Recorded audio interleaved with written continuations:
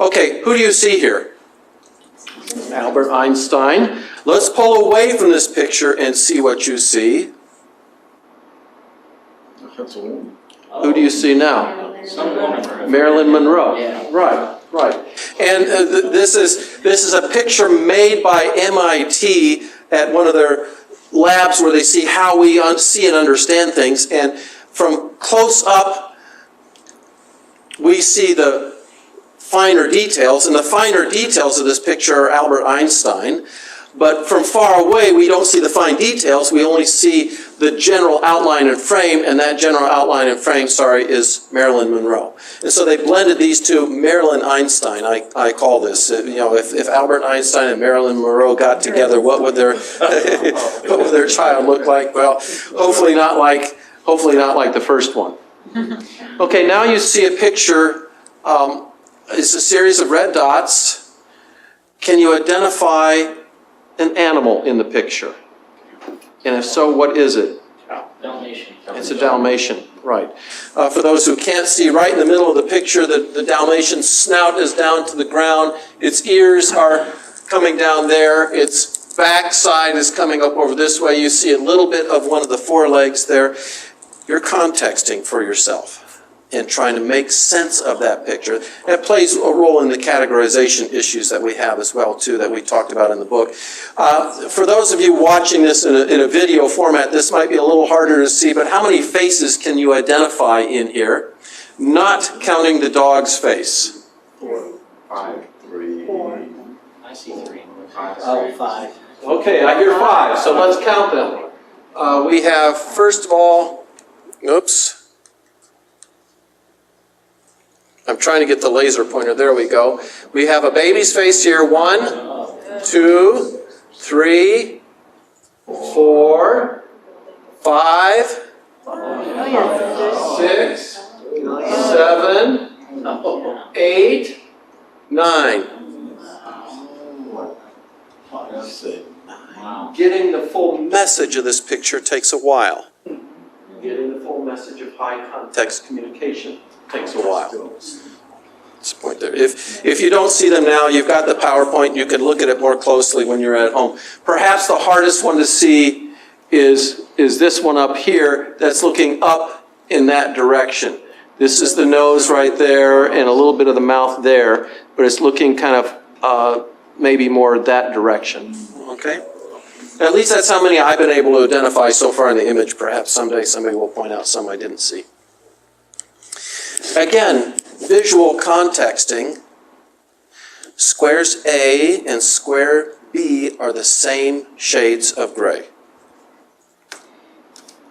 Yes, square A and square B are the same shades of gray. Okay, let's see. Let's pull them out. So I pull them out and put them together, and you see they're identical. And you're saying, no, you changed colors. Believe me, I didn't. All I did was pull out the squares that were the exact same color.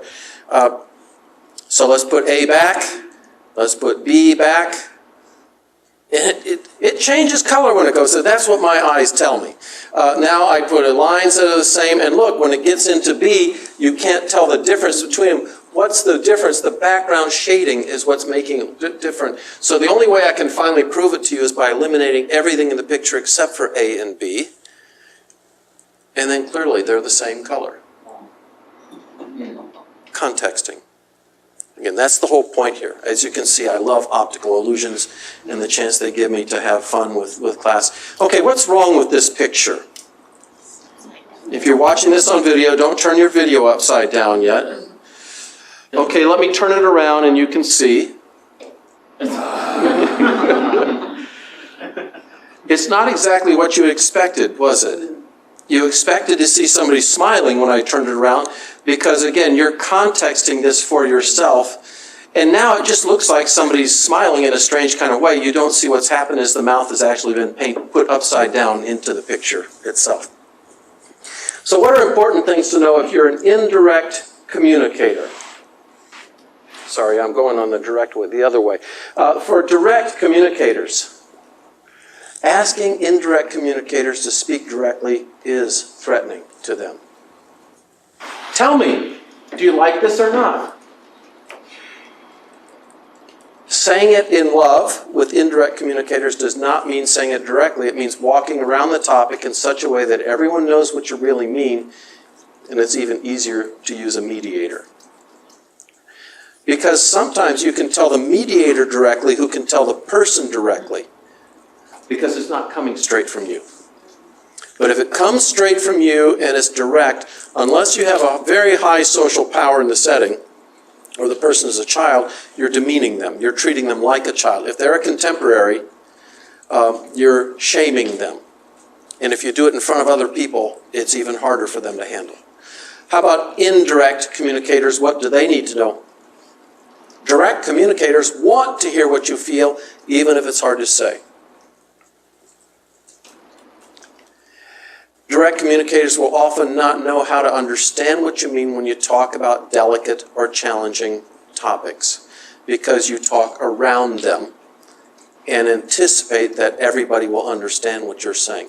Often, if I'm in a situation where I'm typically more a direct communicator, and if I'm in a situation where indirect communication patterns are being used, I will remind people, just think I'm a baby who doesn't know yet, because I haven't been here long enough. That's a challenge for some of them, because if I'm in a place where I'm an honored guest, they don't want to think of me that way.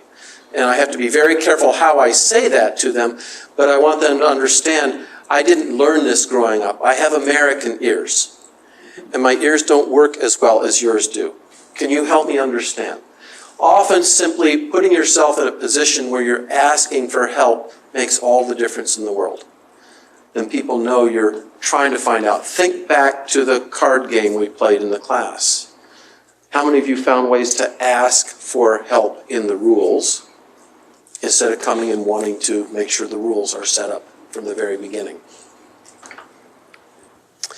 Questions to discuss and to think through. For direct communicators, what do I need to change to better interact with indirect people? What do I need to change in me, in how I ask questions, or how I make indirect statements, or how I show up? How can I help direct communicators see that those who learn indirect communication methods prefer speaking around issues? In other words, how do I as a teacher help you as direct communicators understand how indirect people prefer to communicate? This is helping your colleagues and your teammates understand what's going on and contexting things for them. For indirect communicators, what do I need to change to better interact with direct communicators? You know, for people who are used to being indirect, to speak directly can feel like you're spitting in someone's face. So you have to realize it's emotionally very challenging for them to speak that way. And one of the challenges for them, if they learn how to speak directly, then they go back to their home settings and continue to speak directly, it's going to be a problem for them, a big problem for them. In addition, how can you as indirect communicators help your fellow indirect communicators understand people like me who are direct communicators better?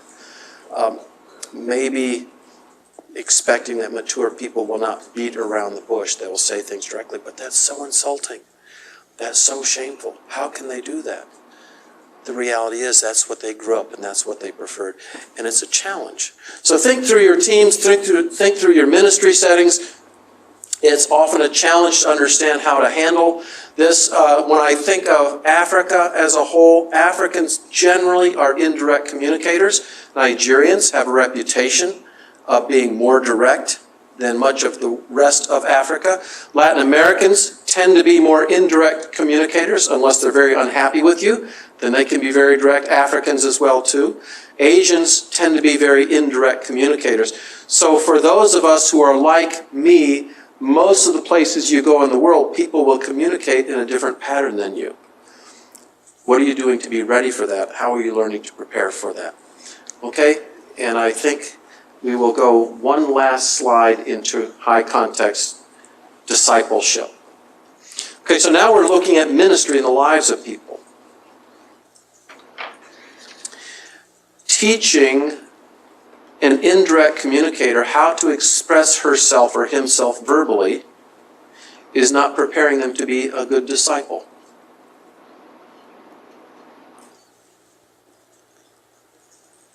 You need to pay attention to the nonverbal cues which are harder to see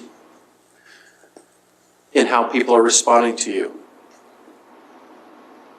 A yes does not mean yes. It's just a word. How was the yes said? What was the context in which it was said? And if the context is one of social power, it's even harder to get more direct communication. And in many cases, when you're working interculturally, you have to be alert to whether you have greater social power or the other person does. You can't stop differentiation in social power. You can't.